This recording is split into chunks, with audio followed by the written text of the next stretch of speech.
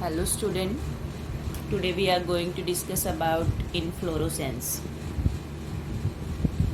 In our previous video, we have studied about stem, leaf, root.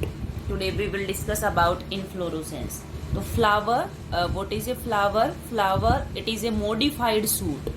कि flower कैसे बनता है कि सूट जब मॉडिफाई हो जाता है तो फ्लावर बनता है. Shoot apical meristem that is change into the floral meristem. Shoot apical meristem किसमें चेंज हो जाएगी?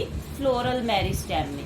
जो इंटरनोट है that do not elongate and the axis get condense. और जो ये अपेक्स होगी that produce different floral appendages laterally at successive nodes. कि नोड से पहले हमने कहा था लीफ अराइज होते हैं, बाद में नोड से क्या अराइज होंगे? फ्लावर अराइज होंगे. और जब सूट टिप किस में चेंज हो जाएगी? फ्लावर में. कि सूट टिप फिर क्या बना देगी? फ्लावर में मॉडिफाई हो जाएगी सूट टिप. तो ये सोलिटरी होगी. कि पहले क्या होगी? सोलिटरी.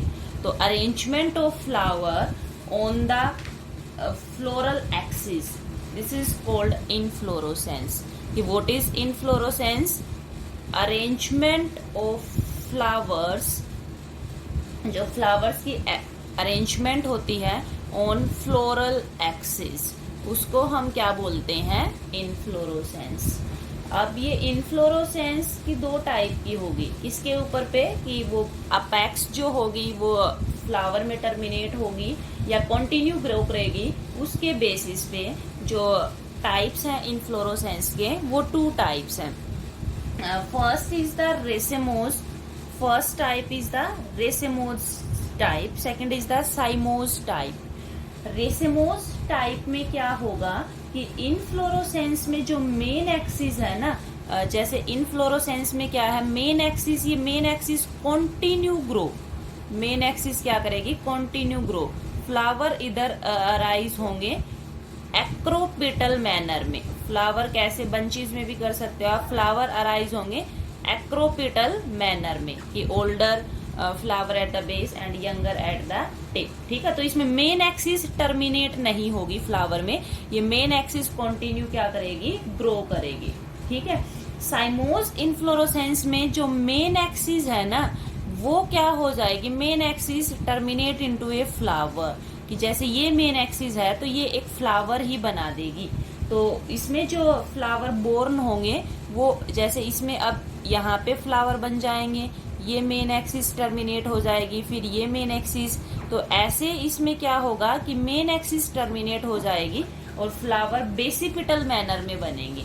देखिए ये डायग्राम देखिए आप. ये जो है साइमोज इनफ्लोरोसेंस का है. तो ये मेन एक्सिस टर्मिनेट हो गई, फिर फ्लावर इधर से अराइज हुए बेसिपिटल मैनर में, फिर ये मेन एक्सिस टर्मिनेट हो गई, बट इसमें मेन एक्सिस कंटिन्यू क्या करेगी? ग्रो. ये रेसेमोज इनफ्लोरोसेंस है.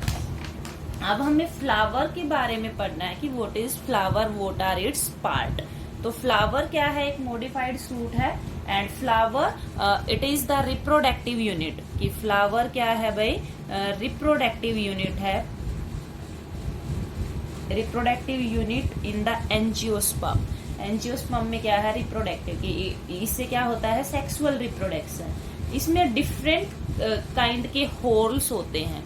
मेनली 4 टाइप्स के होल होते हैं फ्लावर में. और फ्लावर की जो स्टोक होती है ना, इसको पेडिकल बोलते हैं. फ्लावर की क्या होती है? स्टोक. इसको पेडिकल बोलते हैं. ये जैसे फ्लावर है, ये वाला पोर्शन होता है जो स्वेलो एंड होता है, इसको हम जहाँ पे फ्लावर बेसिकली अटैच होता है, ये तो स्टोक होती है, जिस स्टोक पे होगा वो पेडिकल. और यहाँ पे जो स्वेलन एंड होगा जहाँ पे फ्लावर अटैच होता है, उसको थैलेमस और या उसको रिसेप्टिकल्स बोलते हैं. क्या बोलते हैं? थैलेमस या रिसेप्टिकल्स. ये स्वेलन एंड जहाँ पे ये होल प्रेजेंट होते हैं. तो फ्लावर के बेसिकली 4 होल होते हैं. Calyx, Corolla, third is the androecium, fourth is the gynoecium. ठीक है. Fourth is the gynoecium. ये जो 2 होल है ना, कैलिक्स और कोरोला, ये फ्लावर के एक्सेसरी होल हैं. क्या है? कैसे होल हैं? Accessory whorl. किस टाइप के होल हैं भाई? एक्सेसरी होल हैं। ये रिप्रोडक्शन में पार्टिसिपेट नहीं करते। ये दोनों जो हैं वो रिप्रोडक्टिव होल हैं। कैसे होल हैं? रिप्रोडक्टिव ऑर्गन होते हैं इसमें। ये जो एंड्रोसियम है ना, ये मेल पार्ट को रिप्रेजेंट करता है फ्लावर के। किसको रिप्रेजेंट करेगा? मेल। एंड्रोसियम मतलब male part of the flower, और गाइनोसियम रिप्रेजेंट करता है फीमेल पार्ट ऑफ फ्लावर। ठीक है, किसको रिप्रेजेंट करेगा? Female part of flower. जैसे कुछ फ्लावर हैं लाइक लिली। इस लिली में जो कैलिक्स और कोरोला है ना, ये यूनाइट होते हैं, एक साथ होते हैं। पता नहीं चलता कि कौन सा पार्ट कैलिक्स का है, कौन सा कोरोला का, डिस्टिंक्ट नहीं है ये।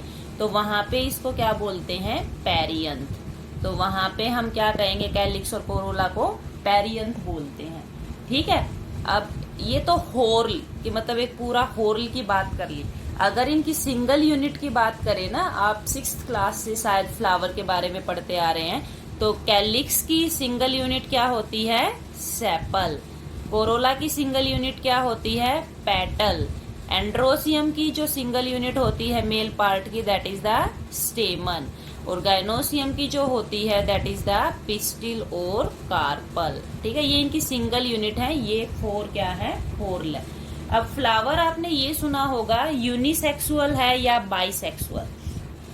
तो बाई का मतलब 2, कि बाइसेक्सुअल फ्लावर वो फ्लावर होगा जिसके अंदर एंड्रोसियम और गाइनोसियम दोनों पार्ट्स हों एक ही फ्लावर में, कि male part and female part present only in one flower.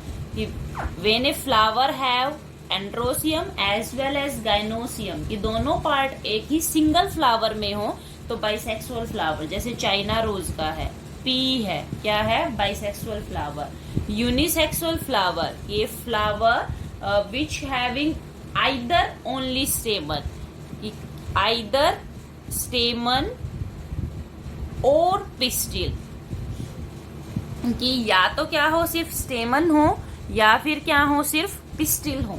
कि जिस फ्लावर में या तो ओनली एक ही पार्ट हो, कि एक या तो एंड्रोसियम हो या फिर क्या हो? गाइनोसियम।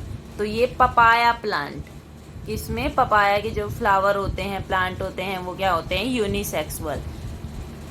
अब इसकी सिमेट्री है, जैसे आपने पहले की थी ना प्लांट किंगडम में और एनिमल किंगडम में, जैसे रेडियल बाइलेटरल, वैसे ही फ्लावर की 2 टाइप की सिमेट्री होती है।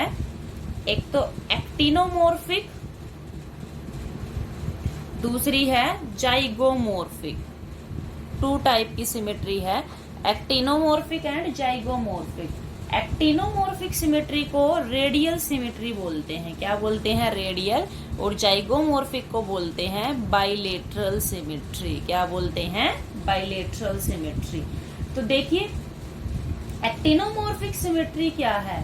कि जब हम किसी फ्लावर को किसी भी प्लेन ऑफ एक्सिस में कट करते हैं, पासिंग फ्रॉम इट्स सेंटर, कि किसी भी प्लेन ऑफ एक्सिस में कट करते हैं, तो हमें 2 इक्वल हाफ्स मिलते हैं।